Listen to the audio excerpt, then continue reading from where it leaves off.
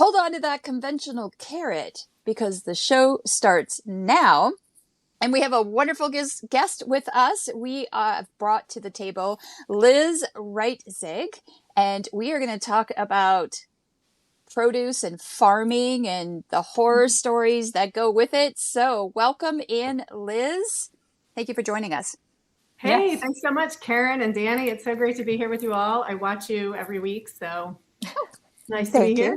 And I love that you comment too. Thank you for commenting. That's like so exciting that you do that. Good. Well, appreciate your content. You know, it's fun to be involved, and now I'm even more involved because I'm here. Yes. And I have to say you're involved and here because Danny worships you.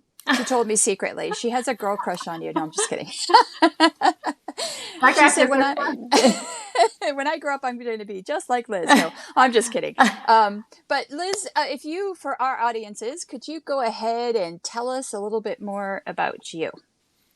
Yes. I'm Raw Milk Mama on Substack. Surprise, surprise. I write about raw milk and food policy and what it means to your health and wellness, all about our food systems and how we fit into them. I have a podcast, Nourishing Liberty Podcast, where I talk about these things and advocate for a closer to home local food system where we can all eat for health, know our neighbors, and grow small farms. So that's what you're going to hear me say over and over. I advocate for that. I built my foundation on holistic nutrition starting almost 25 years ago with the birth of my first child. So the nutrition conversation is very familiar to me. It's how I got started. And then it snowballed into working on policy and larger community issues and advocacy. Very cool. Okay. What state are you in? I'm in Maryland. Oh, right. You did say that. Yeah, right. Okay. And so it's like you catch the political bug really early when you're in DC, and I definitely caught it. Interesting. And I have a question, Danny, for you, because you and I both went to school in Canada. What year did you start your schooling? Do you remember? 2004. Oh, same as me. That's crazy. Okay, so when you were going to school, did you learn a lot about the politics behind raw milk? No. Oh. No. It was huge for us. It's just because I know we're not talking about raw milk today, but it still comes into that because what you feed your cows is what's going to happen with your milk. But it was a big controversial thing, not so much in Canada, but we talked more about the States. So it probably had to do with politics and nutrition. I remember taking a course on that. But at the time, we were actually being told that, to fear raw milk, that it, that kind of a thing, which is just, and I remember, I even remember I used to teach in Mexico. I was training people as professionals as nutrition advisors. And part of my training was they actually had to watch one of the movies that was out that was talking about glyphosate. And it also had that part about raw milk in it. And so I felt like I could at least re-educate them that raw milk was not a bad thing, that glyphosate is the bad thing, which is what we're going to be talking about today. So I thought I would just throw that in there. I don't know why. Well, it is connected, right? It is connected because, of course, what the cows eat, if they're eating sprayed vegetation, then they're going to get some of that in their bodies. Exactly. So I had actually posted a picture to go with this segment, and I put farm fresh. How safe is it? And I really hope that a lot of people are going to come on today and listen to this because I actually am sick of that word too, farm fresh. Fresh. Yeah. So take it away, Liz. Oh, yeah. That's greenwashing at its simplest, right? What does that even mean? Karen, is there a particular angle you want me to address with farm fresh? I say just whatever's on your mind. I think the biggest thing, and I don't know about you too, Danny, is and again, farmers markets are huge now, right? Yeah. And I know Danny and I both talk about farmers markets, and we talk about how the wonderful thing about going to the farmers markets is that it gives you a chance to talk to the farmer. And there's two levels of organic. There's those who can afford the organic certifications and those who can't but are doing everything right. And then I learned a new word, which is regenerative farming. So that word is not showing up, but because farmers markets have become so huge now you're seeing on conventional products, you'll see pictures of farms, even though there's nothing really, healthy about it. And so that's kind of where I wanted to go is, the dirty, dark secrets that are happening behind the scenes. Dirty, dark secrets. Let's touch on something first that you all have touched on a little bit. So you had a whole podcast a couple of weeks ago about bread and wheat and the people having gluten intolerance. And one thing that's really important to keep in mind, okay, glyphosate, Danny, you're going to get into this a little bit more. I don't want to step on your toes or take your topic here. But glyphosate is an herbicide. It's used to kill plants. And because it's useful in killing plants, it's used on a lot of our farm crops, but primarily, all right, here are the big ones. It's huge in the use of the GMO crops. So that's corn, cotton, soy, canola, and sugar beets. And don't take that to mean it's not used on other crops. It is, but also lawns.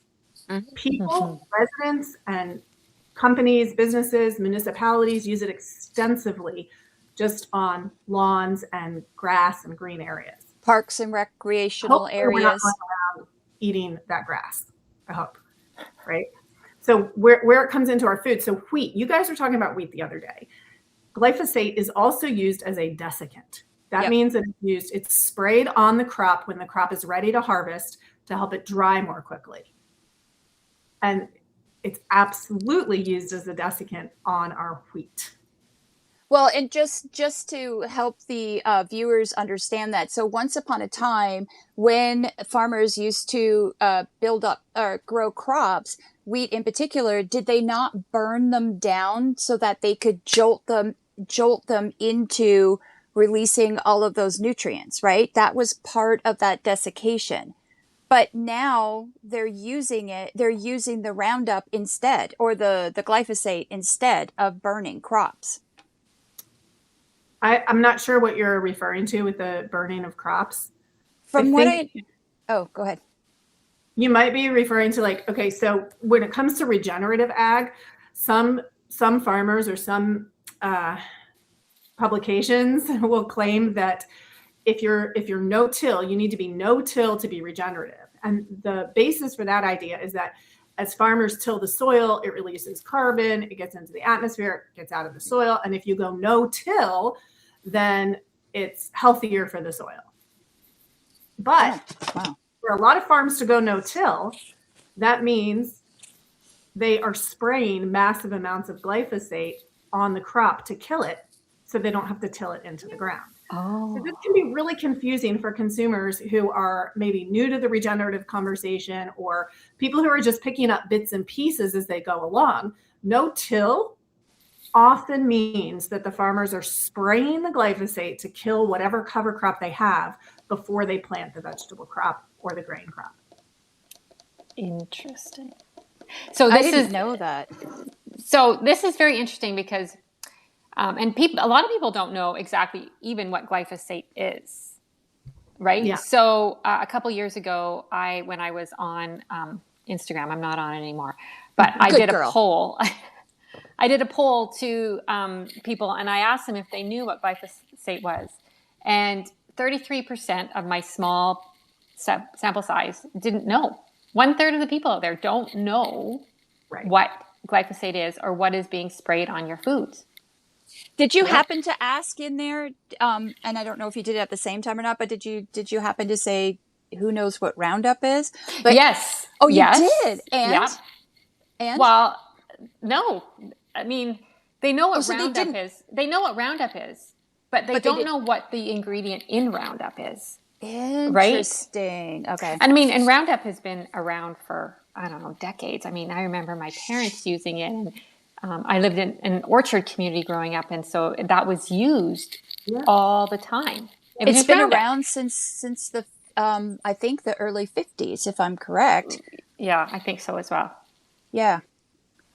So yeah, I mean, people know it as a common name, but they don't know what it actually is, or what it does, or, I mean, they know it kills weeds, right? That's all we know that it does. And like Liz said, when it's used municipally in parks and recreation and golf courses, there's a big, it's being used quite a bit.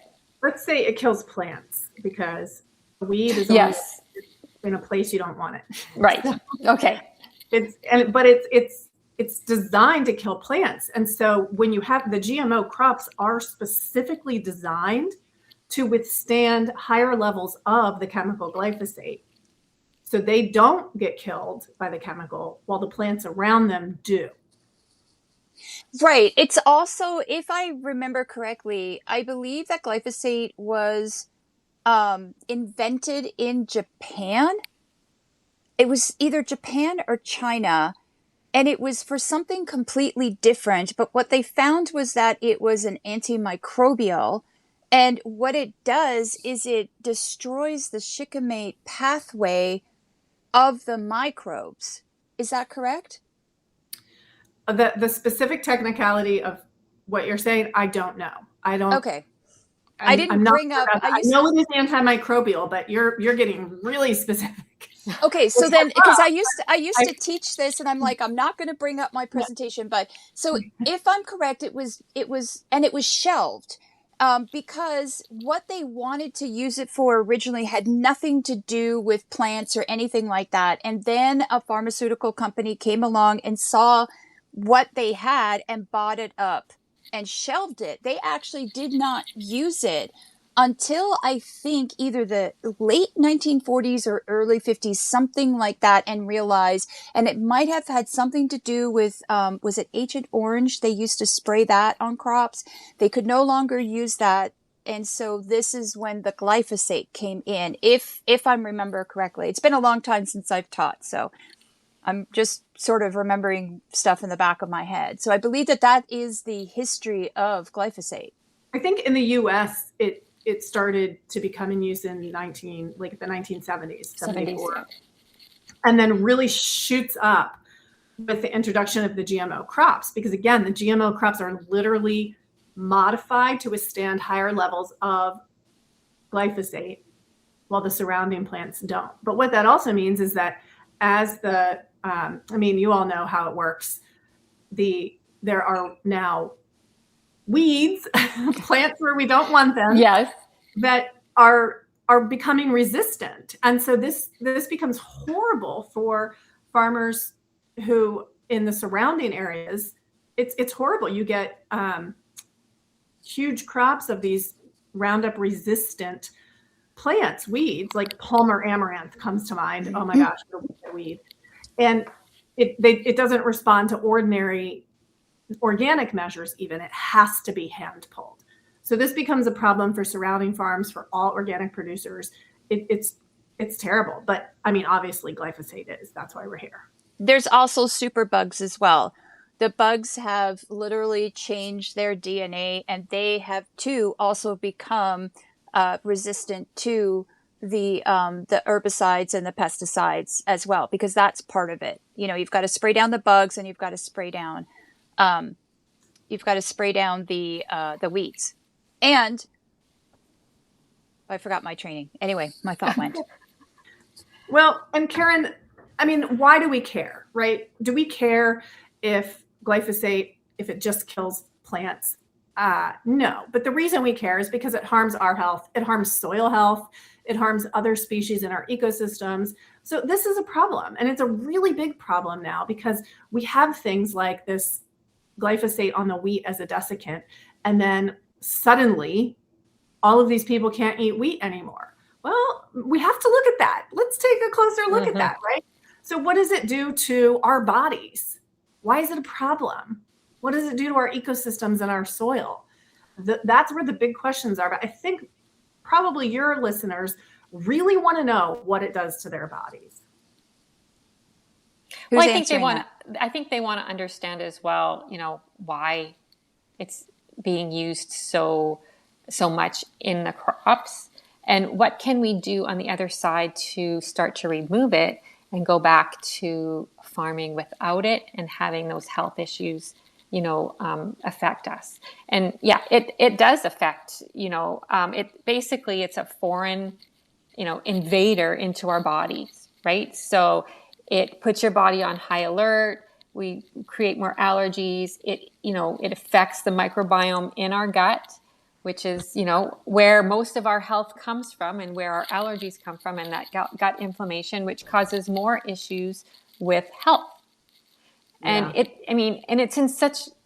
been found to be in very common popular foods out there that people eat on the daily.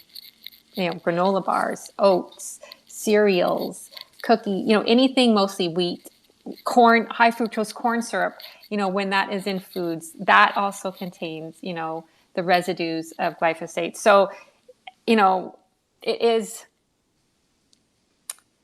question is, I would think for most people is, how do we remove ourselves from this? And especially in today's world where, things are happening, within the government now is,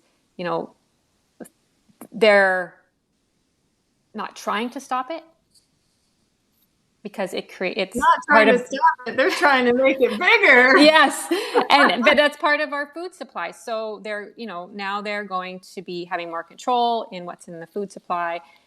These crops that it's used on mostly are crops that are, funded by government support and subsidies, those farmers. So it's a real vicious circle, I think, in my mind. Tangled mess is what it is. So on the individual level, what can you do? You're sitting here listening to this. You have control over the food that comes into your household. You have control over the food that goes into your body. And the simplest answer to that is know your sources. It's eat as organically as possible, as much as possible. We are in a toxic world, Danny. My neighbors all around me, they spray their lawns. What can I do about that? Nothing. I can control what I can control, right? That's the important thing to keep in mind. And we can control what we put into our mouths, what we put into our bodies. That is something that we still have control over as of today. So find sources that are truly organic. And the higher up the food chain you go, the more important it is to eat cleanly, because those toxins will concentrate in the fats of animals. So the crops we talked about before, the corn, soy, especially corn and soy, those become animal feed. So if you're going to the grocery store and getting conventional meat, you are absolutely eating meat that was fed glyphosate sprayed corn and soy. 100%. And you can actually see that. Because, and you probably already know this, but cattle are meant to eat grass and weeds and whatever else that's just, foraging, basically. And what happens is that they are being fed a silage that has grains in it, corn, there's wheat, and all of that is toxic to their body, but also it's GMO. It's highly sprayed. And so when you look at a conventional, let's just use a steak because it has that nice fat on it, right? So when you look at a conventional steak and you see that white fat, that's actually toxins in that fat. And that's exactly what Liz is talking about is you've got the glyphosate in there. You've got the toxic byproducts as well, because the animal's not used to eating that type of food in that fat. When you look at a steak from a cattle that was grass fed fully 100%, and typically those types of animals, when they are eating off of the land, there is no spraying at all, because they're using the animals to actually keep the grass and weeds down. You will notice that there is a yellow tinge or a beautiful orange tinge to it. And that is actually a result of the fermentation process that they do, where they ferment the food and now it's being stored in their tissue, but it is a healthy component, vitamin A, and butyrate. And butyrate is extremely healthy, not only to cattle, but to humans as well, because it boosts the immune system. It keeps our digestive system nice and robust. So I just thought I would just give people like that little bit of a visual to be able to see the difference. And you could actually do it in a grocery store now, because sometimes, depending on the grocery store, they will have grass-fed beef. Go, and I encourage you to do this. Grab the same T-bone steaks and look at them. You'll see that the grass-fed one, that's grass-fed finished or pastured raised, is a very robust red, like a deep crimson, and will have that yellowish tinge, if not orange, if it's really well pastured raised. Yeah, it's a great way to tell, because in some cases, well, you're not going to be able to ask the producer, right? And in some cases, unfortunately, some will just lie right to your face because they want the sale. So even if you're doing the things like going to the farmer's market, talking to a farmer, asking questions. By the way, on my website, I have a fantastic free guide to the questions to ask your farmer. So you can find out exactly what it is that you are getting if you're able to have this face-to-face conversation, or even like an over-the-phone conversation with them. You can ask some pretty open-ended questions to find out what their processes are, what their standards are, how do they raise their animals. And you can get amazing information from that without being judgy and critical, right? And also, like, but when you ask these open-ended questions, you can also sometimes hear the things that are like, not sure if that's going to be a good fit for me, either because of a trust issue or because of a standards issue. I find, and again, I haven't been lied to yet, and luckily I'm able to go all over the country. And what I have found with the farmers, the ones who are using completely conventional, they'll either be really snotty to you, or they'll just say, I'm sorry, I just don't do that. And if you go to the farmers who are doing everything right but can't afford the certifications because they're very expensive, they will typically say, hey, why don't you come out to the farm and check me out? That's a big one. Yeah. Or they'll say, I'm doing this, I'm doing that, and we're trying to do this or we're trying to do that. And in the same with the chickens, like I had no idea that you had to start asking questions about what they were feeding the chickens. So now I know to ask those questions too. And they'll even tell you, sometimes we supplement with an organic feed, and this is what's in the feed, and some of them will actually even have the package with them. So I want to make sure, like, I'll tie this back into glyphosate. I want to make sure I'm staying on that track. But when it comes to grass-fed or pastured, there is no label requirement. Right. So you can have a farm who is being 100% honest with you, said, yes, my cows are grass-fed, and it can literally be 2 weeks of their whole life. And they will tell you cows are grass-fed, and they're being truthful, because there are no requirements around that.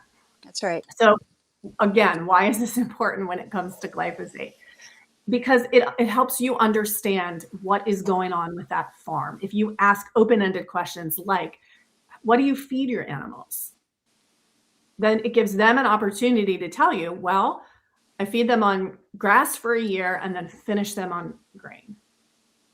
And you're listening for that kind of information rather than like listening for them to tell you, oh, it's 100% grass-fed. Right. And again, those are those awful marketing words that are even showing up in the grocery store. So you'll see grass-fed beef and you're paying anywhere from $2 to $5 more, but they were finished on grains. So you have to look on the label. If you're not at the farmer's market, you have to look on the label, 100% grass-fed and finished. You have to see the word finished. And I'm curious, Liz, what about pastured raised? Because a lot of times if I see that. Nope, it means nothing. Really? They can be on pasture for 5 minutes. I mean, it literally means nothing. This is why it's really important to know. So you have to look for that 100% grass-fed and finished. Is that a good word? A step further, Karen, I would say we can do a little bit of like, look up the company. How transparent are they on the website? Are they giving you, are they telling you real farm names? Can you actually call those farms? Because we're dealing with a couple of things here, right? The transparency issue, and that we want to shorten the supply chain a little bit wherever we can. So if that means we're going directly to the farm, great. Raising our own, amazing, right? But that's not realistic for a lot of us. So going directly to the farm, going to a farmer's market, going through a third party who's sourcing directly, CSAs, buying clubs, things like that. And then if you can't do any of that, finding a brand that's really transparent. And that means, yes, you have to do your homework. 100%. Okay, so when you're talking about looking for that transparency on their website, what are you looking for on the website? Are they providing farm names? If they're not providing farm names, that should be your first thing that's like, what's going on here? If they're providing farm names, look up the farm. Look up, does the farm say what they're doing, their practices, their community, their beliefs, their values? Do they provide a phone number? Can you actually reach them? I mean, there's so many times. There you go, Karen, someone you can call. We all know I like to do that. Do they have a Facebook page or any social media presence? What do they post about? But now I want to be careful here, because this is not to judge. This is not to tell them they're wrong. Every farmer is in a different situation. It's not to tell any farm that they're wrong or doing a bad thing or anything like that. This is so you understand what you're putting into your body, and you can have this, like, you use your heuristics, use your shortcuts, but like you can figure out how much glyphosate am I getting, just to keep it as low as possible, right? So you've got to do this homework. Okay, that's a very, how do you know how much glyphosate you're getting? Like, how could you measure that? Ultimately, you can't, right? But if you have this, like, if you know you're eating glyphosate sprayed corn and soy, you know you are, right? If you're making the effort to go grass-fed and clean, you know you're getting less. Look, we're in a toxic world, so I'm not a purist. I don't think it's fair to hold anybody to that standard, but it is fair to consistently look at the food we're putting into our bodies every day. And if you're not finding that grass-fed, grass-finished beef and the truly pastured pork, the truly pastured chicken and eggs, you are getting a lot of glyphosate in your diet. And when you have a healthy body overall, you can detox it out of it can be detoxed out of your system. But when we're overburdening the body with all the other stuff that we are eating and consuming, and, we cannot properly detox it out of our bodies. and that's when it gets stored. Glyphosate disrupts our microbiome, and our microbiome is one of the primary places that we detox. Right. Well, and that's where the antimicrobial part comes in. So glyphosate, when it's sprayed on the soil has its own microbiome. And that microbiome is super important because it helps to break down the nutrients in the soil so that the roots of the plant can bring it up into that plant and nourish it, as well as create the next generation of plant, which is the seeds. So when we bring, and there's many studies out there that have shown this, that infants are being born with glyphosate in their system. And these are infants that haven't even had a bit of food in their system. And so when we bring this into our system, it is disrupting our microbiome. It is acting like an antibiotic. And when the cattle and the chickens and any other livestock are eating this glyphosate sprayed food, it's disrupting their microbiome. And so we end up taking on the disease effects of that as well. Just thought I would point that out. And then Roger, thank you for joining us, said, jumping in late, but it's so hard to find a clean farm. Fortunately, where I am in MD, the farmers and certain retailers are pretty open about how they grow food. Very big here are soy, corn, and non-GMO free eggs. This topic is so important. Thank you. Yeah. Comment on that? I just want to say, how do you determine if it's fully clean when glyphosate is being sprayed and getting carried through our air? Like say, for instance, you have a farm, you keep it clean, you're not doing any spraying, you're trying to be, as good as possible. But the farm next to you, they can be like, screw it, I'm doing all the stuff. Yep. You can't control everything. No. And you can't. And some of the organic farms, you will see that they have barriers around the farm, like trees, like groves of trees.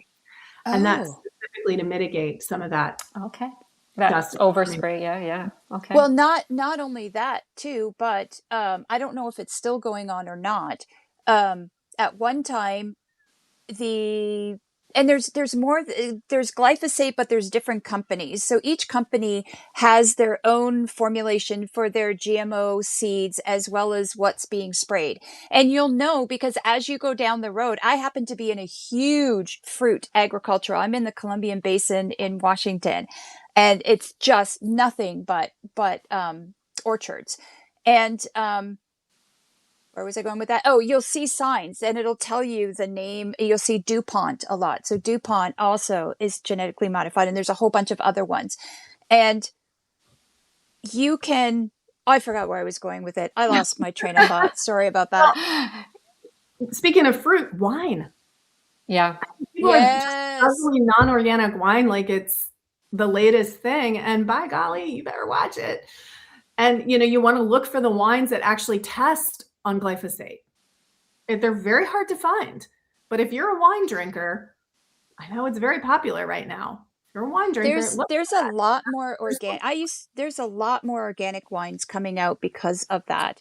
Oh, that's what I was going to say about the spraying. So sorry about that, squirrel. So the other reason why there can be barriers too is because at one time, these companies would come by, and if they saw their seeds growing in another crop, in another farm, they would shut that organic farm down, even though it happened because of the wind. They would take them to court and just absolutely drain them of all of their finances. Or they could convert and start using their seeds and their proprietary glyphosate blends. They had a choice. So is this a great segue into the larger politics? Oh, I guess it is. Yes. Yeah. Well, actually, before you go into the politics, let me just, if I can just wrap up the health part. Yeah. So here's another reason why we really should be going to organic. And I do have the studies on this because when I'm going to teach, I always make sure that I can back it up with the studies. So when you have a plant and the plant is attacked by pests, right? So insects, it releases a compound to deter that plant or deter that insect from eating the plant. We know it as antioxidants. So the more that those pests come in and bug that plant, the more it releases antioxidants. If you have a plant that has either been genetically modified or sprayed so that it's protected, there's no pests bothering that plant. Therefore, it does not release those compounds because it doesn't have to. And the studies have shown that organic produce is higher in antioxidants and minerals versus conventional just on that alone. So I thought I would just throw that out there. So we've got the antimicrobial effects of glyphosate, and then we have the fact that it doesn't have the same amount of nutrients. Well, and to add to that, another major, Karen, I think your cat is adding to the conversation.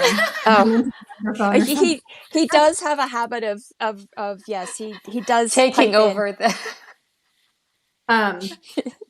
an important thing to think about when it comes to health and glyphosate is you may have seen, I don't know which end to start this conversation on, but you may have seen headlines recently about the chemical companies that produce glyphosate having liability immunity. That means that they cannot be taken to court for harming people.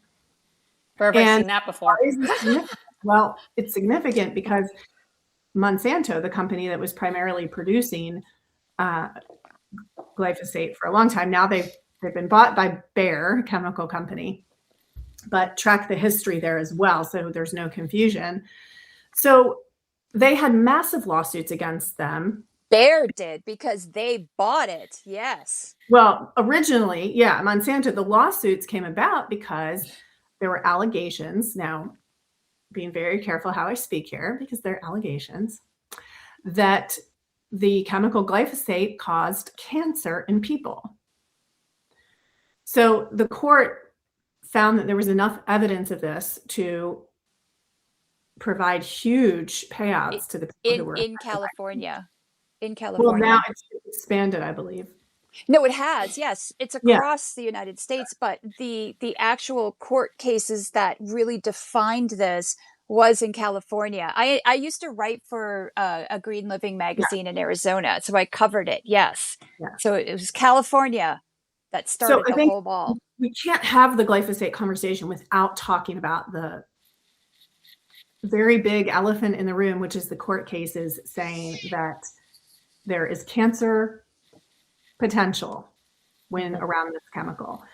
So it does apply more so, I believe it does apply more so to the people spraying it and around it externally also regularly. But come on, guys, if we're going to eat it, of course it's going to impact our health. Of course it is. Like it's not rocket science. So so the politics today are that Trump signed an executive order saying that the companies producing it are now immune from the liability against the chemical.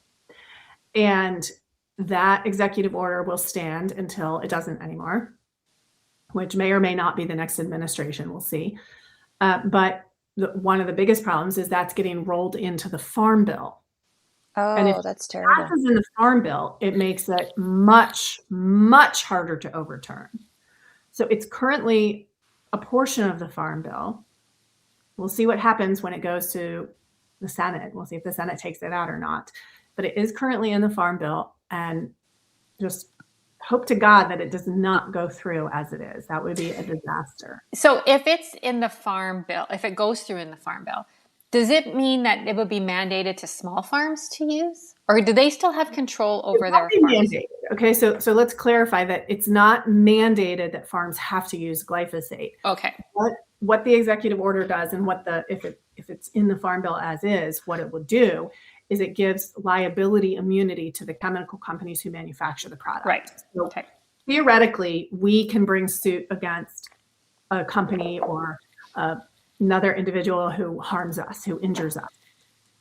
We can bring suit against them. So what this executive order does is it says, essentially, I mean, I'm way oversimplifying here, but it says, okay, that chemical company is now immune to that liability charge. We cannot bring suit against them if we believe that they've caused us harm. Right. And the reason why this has come across is because I think as of April 2026, there's like just under 4,000 lawsuits against glyphosate, and it was Dwayne Johnson was the first one who won against Monsanto, because I think that was before Bayer bought it. Yeah. And I also think that this is happening too because Bayer, once Monsanto sold that company to Bayer then all of a sudden had all these lawsuits come out because of the Dwayne Johnson's versus Monsanto company. And so they are going to lose big time. And I remember when this all started to happen, I was thinking, well, how are they going to recoup these losses? And I know how they're doing it. One, by doing this, by now becoming like a doctor saying, hey, man, we can give you cancer or chemotherapy, but you can't sue me because it did something to you. So they're doing the same thing. But the other part of it is that we are so focused on the glyphosate on purpose because they don't want us to know about the CRISPR technology that they're doing with our food and the animals as well. And I think that that's also part of it. Well, I think, anyway, you put the focus on one thing, and then you can do stuff over here that nobody sees until it gets to a higher point that you can't stop it. Definitely. Right. And look at glyphosate. Glyphosate has been used since the 1950s. We didn't become aware of it until the 1970s. Some people, probably more so in the farming industry, but the average population didn't become really aware of it until probably the 2000s, if not a little bit later than that. Yeah. And a lot of people, according to Danny's survey and my experience, I still have not a clue. Well, yeah. I think that goes, for saying a lot of things with food and what goes into our food, how the food is produced. People they just eat it. They just buy it and eat it. Yeah. They have their blinders on and they don't go any further. And they tend not to connect the dots. I mean, it's slowly coming.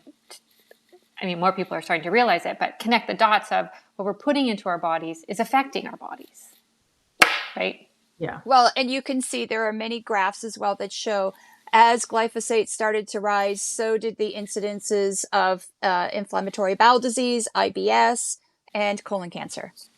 Well, lymphoma is a big one too when it comes to, cancers and chemicals. Because if your lymphatic system is where everything sort of sits, and if you don't move it and you don't get it through your body, it just sits and stores in those areas too, right? My uncle worked for Parks and Recreation his whole entire life in Toronto, and he was diagnosed with MS, but it's not MS. They can't figure out what it is, so now he's on all these medications for MS, but it's just there's like this shadow.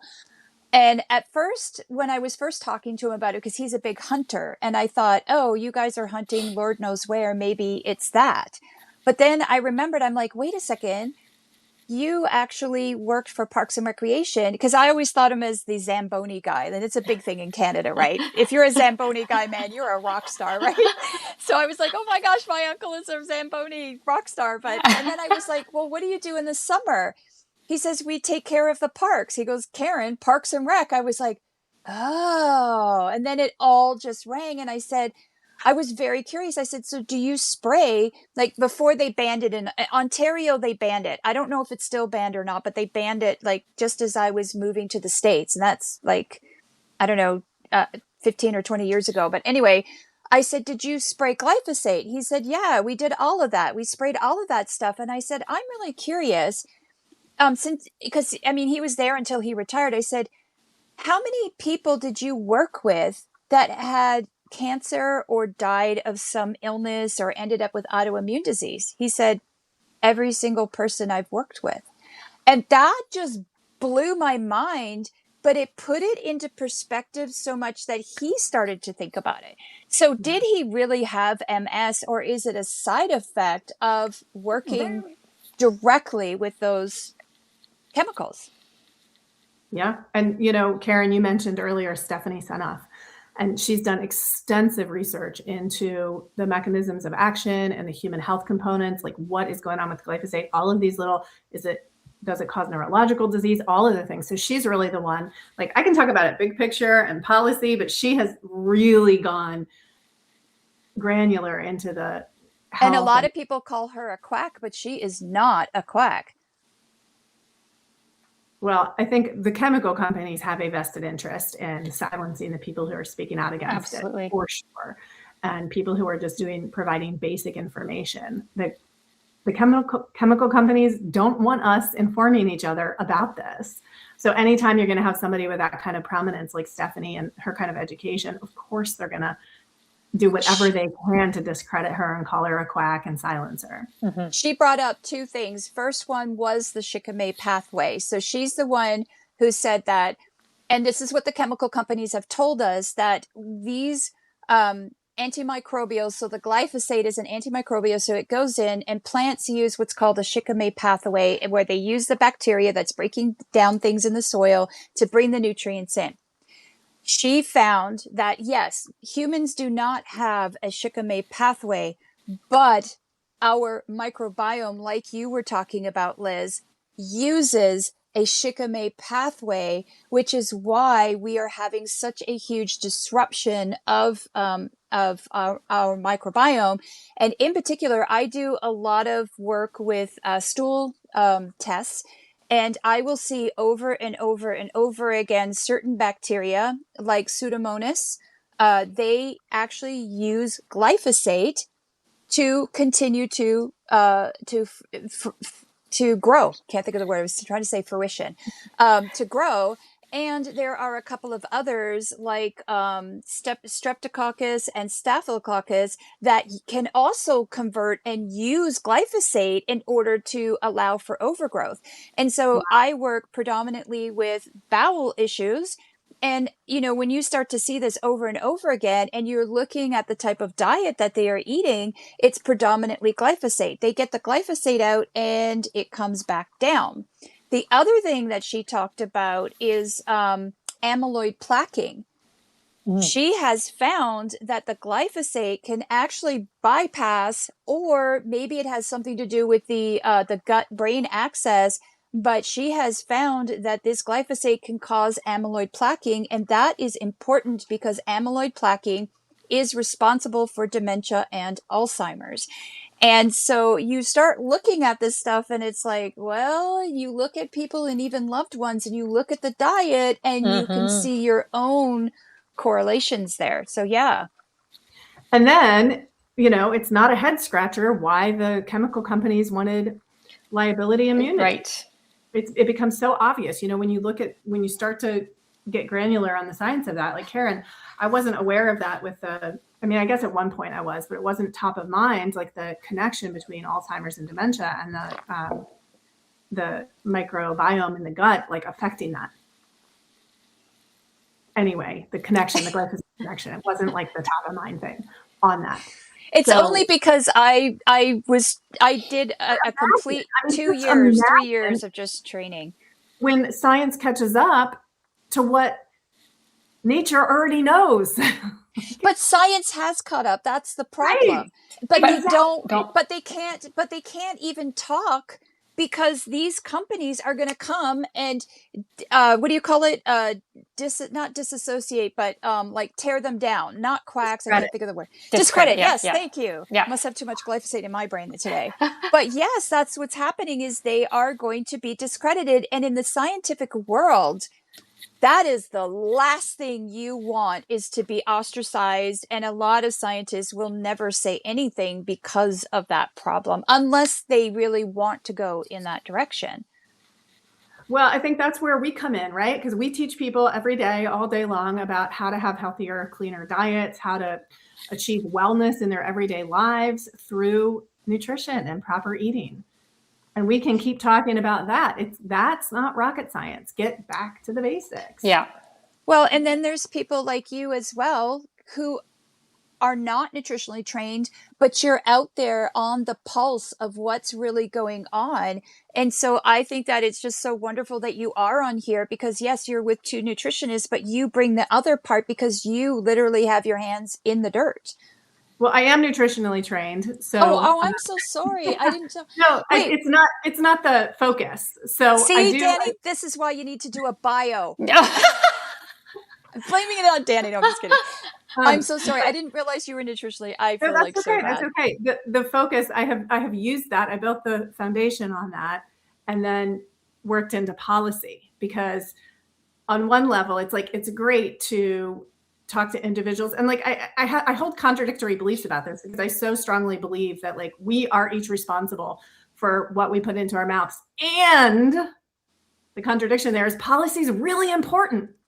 Maybe we can't do it if there's the policy that's making it so hard we can't access clean, fresh food.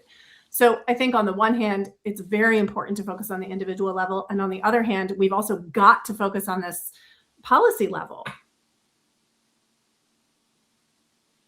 Sorry, I'm trying to remember. There's a Netflix, I just watched it. There's a Netflix documentary, because Danny, you brought this up too, about how we can detoxify it. And oh man, I can't get into my account, whatever. Like a recent? But, yes, it's very recent. And well, what the plastic detox? Maybe it was Is it that the one? glyphosate or plastic? This one, the one that was just recently was plastic, but oh, sorry, I guess it was. I thought it was glyphosate. I know that there's like, yes, we can detoxify. Yes, you're right. It was plastics. Duh.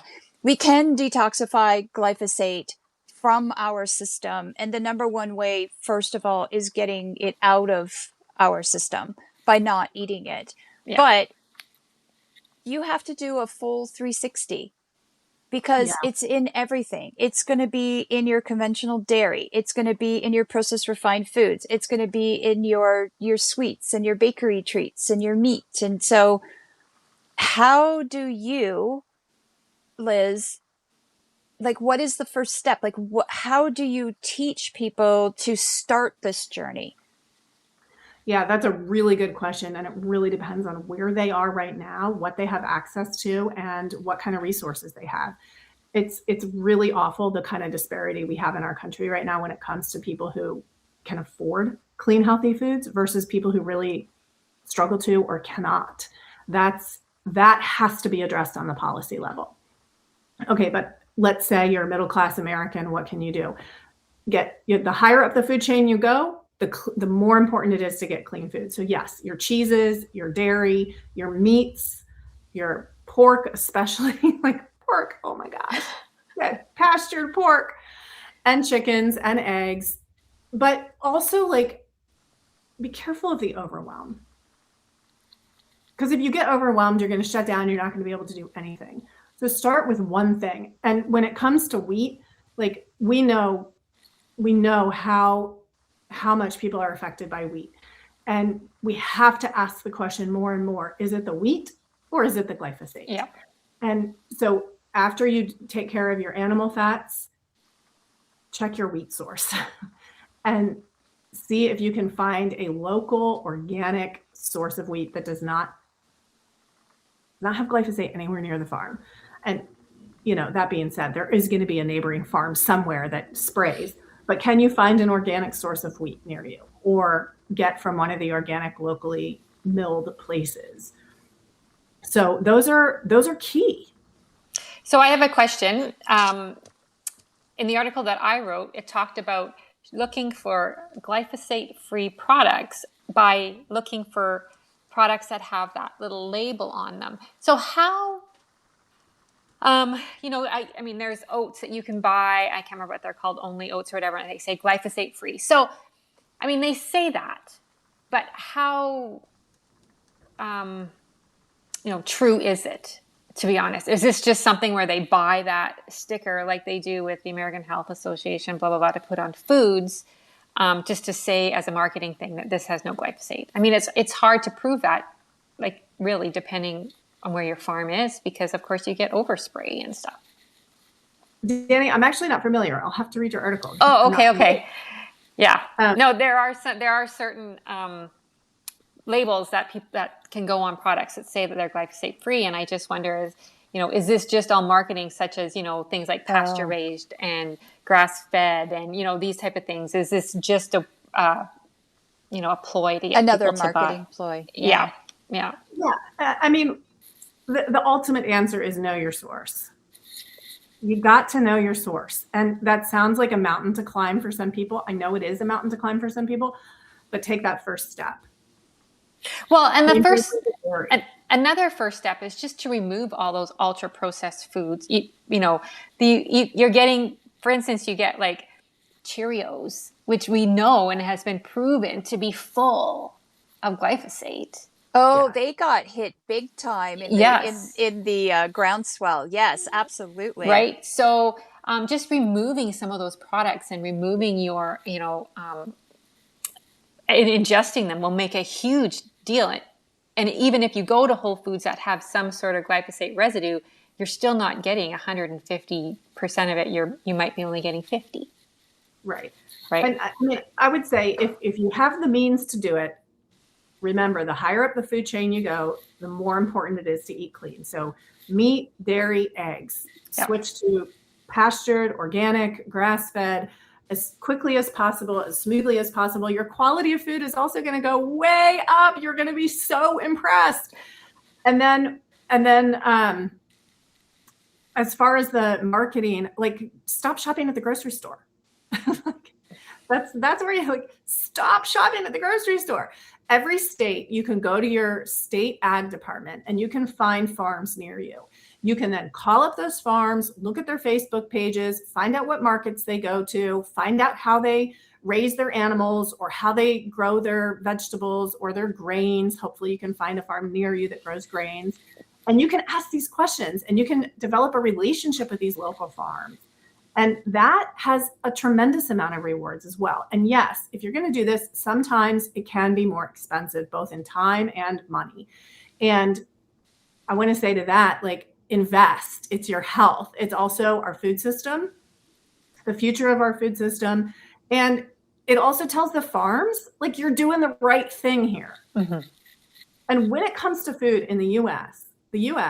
spends so little proportionately of their paychecks on food. It's absurd.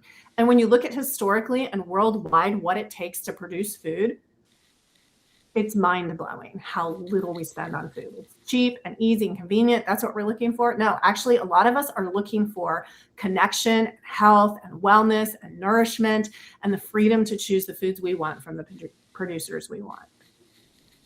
I'm in Othello, Washington, and if I drive 30 minutes to Othello, the entire city is based not just on agriculture, but also food manufacturing. It is the potato capital of the world. This is where all your potatoes are grown and turned into French fries. McCain is here. I will put a picture when I release this, but yeah, McCain's here. They're all here.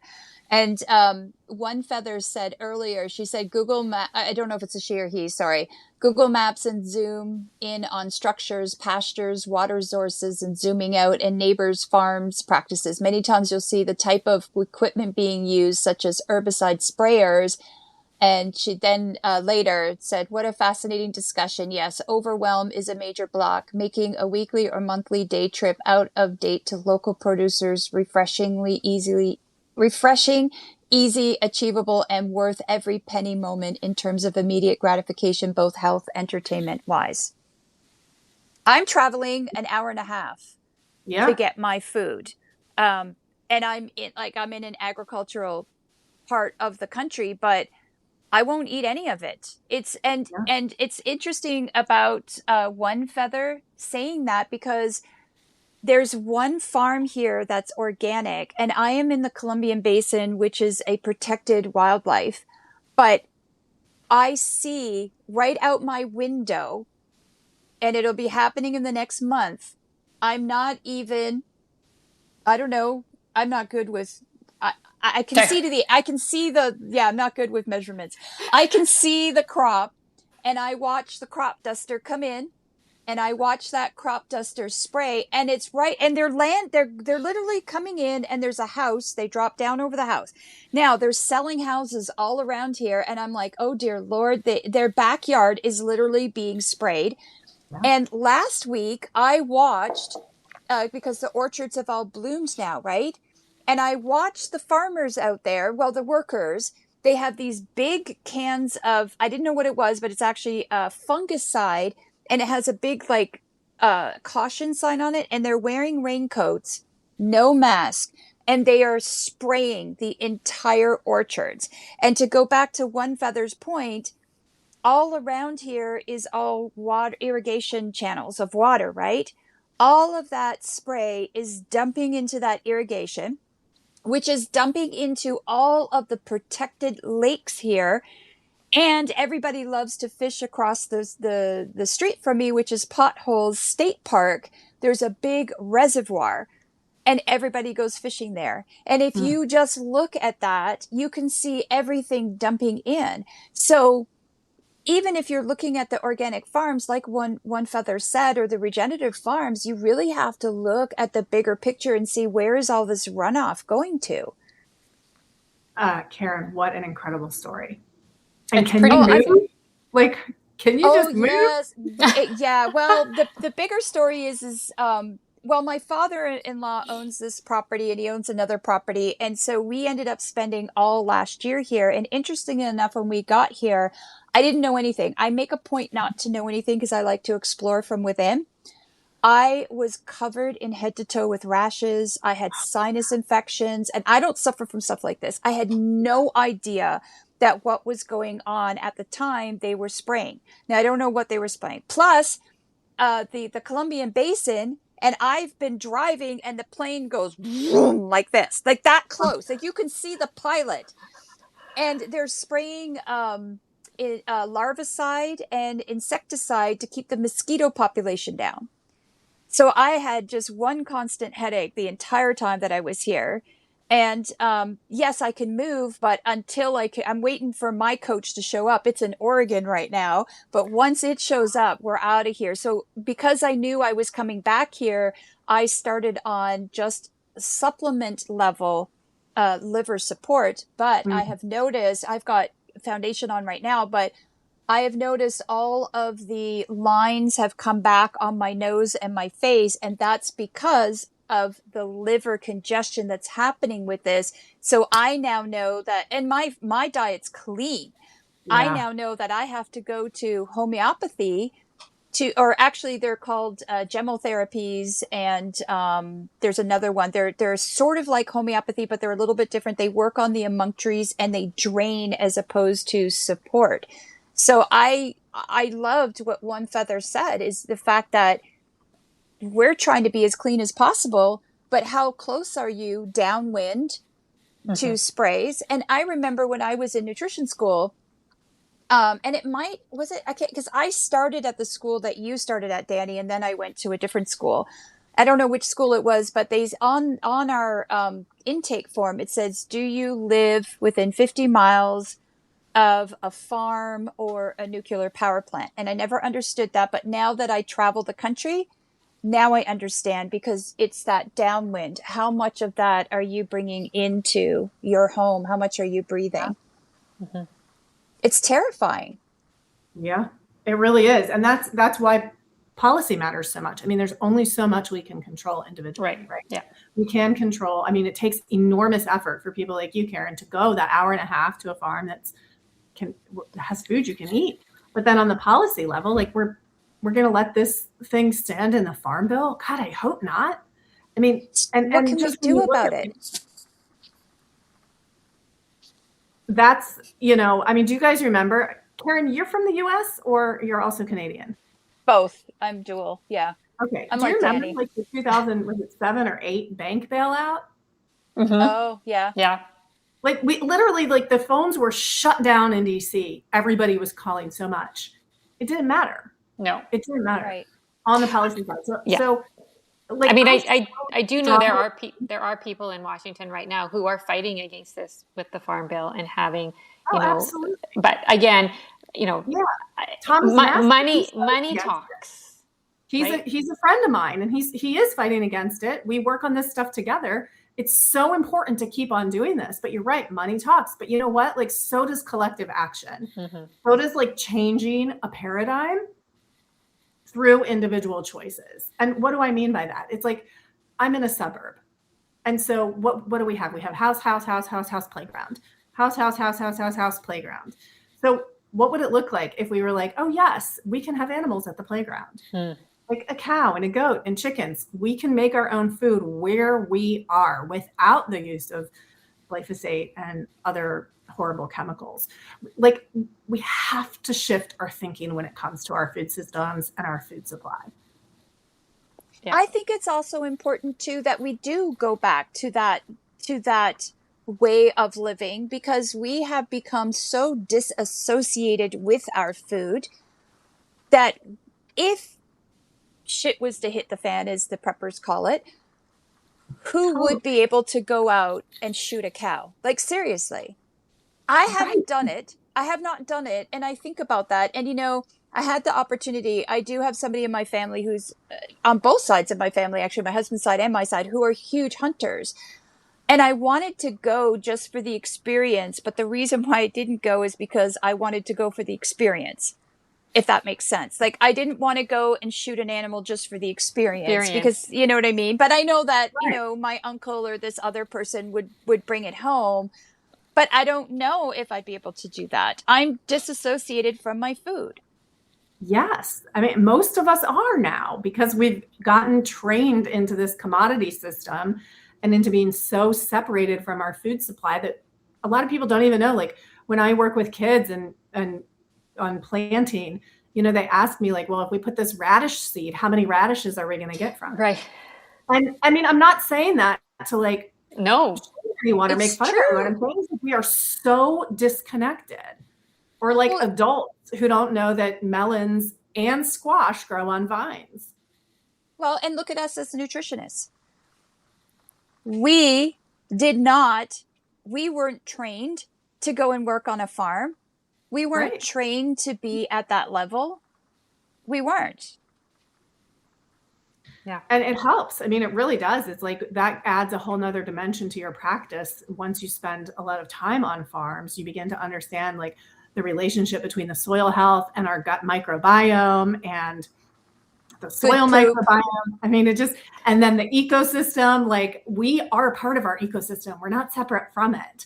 No. And so if there's stuff going on in the ecosystem, like you're talking about for you, there's going to be stuff going on in our ecosystem.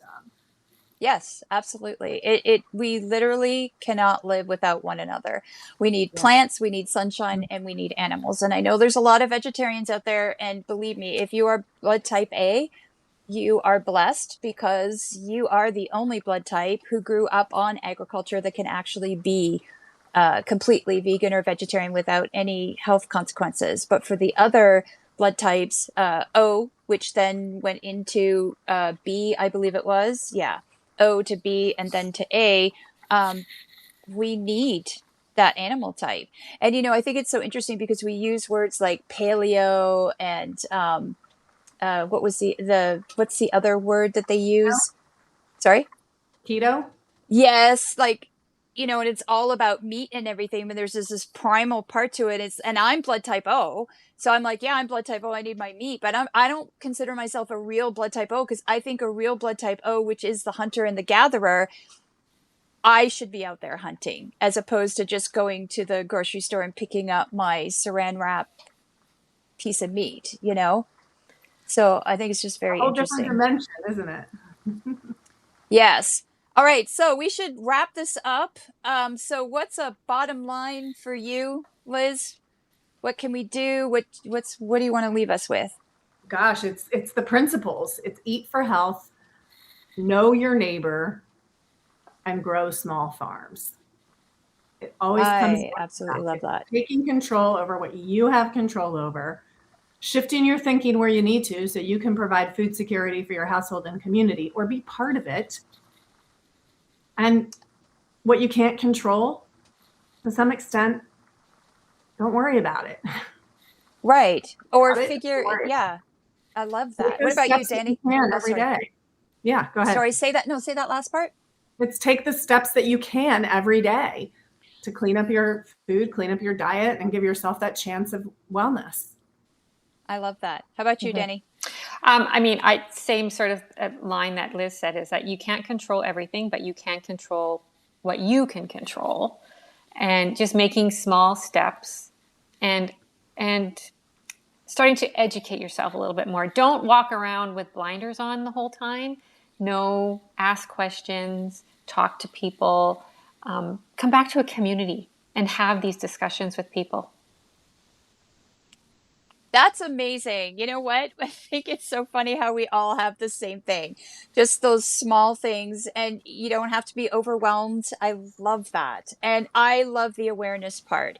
And I do have a habit sometimes of putting my blinders on, and I think that I need to start, getting more reacquainted with the policies and procedures that are going on out there. So thank you to both of you for bringing that to my awareness as well. Any last things? No? Good? Thanks, Karen and Danny. Thanks for having me on. It's such an important topic that still so many people are not aware of. Yeah, you had such great information. It was good. Yeah, thank you so much. Good to both of you. I love the really detailed microbiotic pathway details that you have, Karen. The shikimate pathway just sounded so cool to say. The shikimate. I felt so professor-like. No. One Feather said, great podcast, ladies. Thank you. Thank you for being involved. A lot of you today. Thank you for your comments and suggestions, etc. And hopefully you'll join us next week. And Liz, where can people find you? My Substack is Raw Milk Mama, right here on Substack. The podcast you can find on any place that has the podcast. I think that's Spotify, and what is the Apple one? Apple Tunes or something like that? Oh, whatever. iTunes. You're as bad as I feel. So good to know that I'm not the only person who can't remember anything. You're not the only one. And iTunes. NourishingLiberty.com. You can sign up to get my emails and join the community there. Get your free guide to what questions to ask your farmer, so you know you're asking questions. I'm getting that. And get the book. I would highly suggest getting her book. I didn't realize Raw you Milk had a book. Mama, Rise of the Moonshiners. Yes. I'm going to get that book. I would love to read it. Yeah, it's very interesting. Yeah. Thank you. Well, thank you, Liz, so much for joining us. And a big thank you to you as well, Danny McFarland, host of Back to Basics of Nutrition. That's her Substack publication. And this has been Label to Table. We are live every Wednesday at 9 a.m. Pacific, 10 a.m. Mountain, 11 a.m. Central, and 12 p.m. Eastern. And if you have a product or an ingredient for us to decode, or maybe you'd like to come on the show, please leave a voicemail or a text message at 656-222-0848, or message Danny or myself in our show notes. I'm Karen Langston, holistic nutritionist and hypnotist. And remember, small shifts equals big impact, because you deserve to feel strong, vibrant, and capable, because you are. Stay well, and until next time, question the norm, trust your wisdom, and elegantly and unapologetically roar. And most of all, lady, keep being fascinating and sage with sass and grace in everyday life. And we will see you soon. Thank you so much for joining us. Thank you, Liz. Thank you so much. Thank you all. All right. Have a wonderful week. Thank you. Bye. Bye.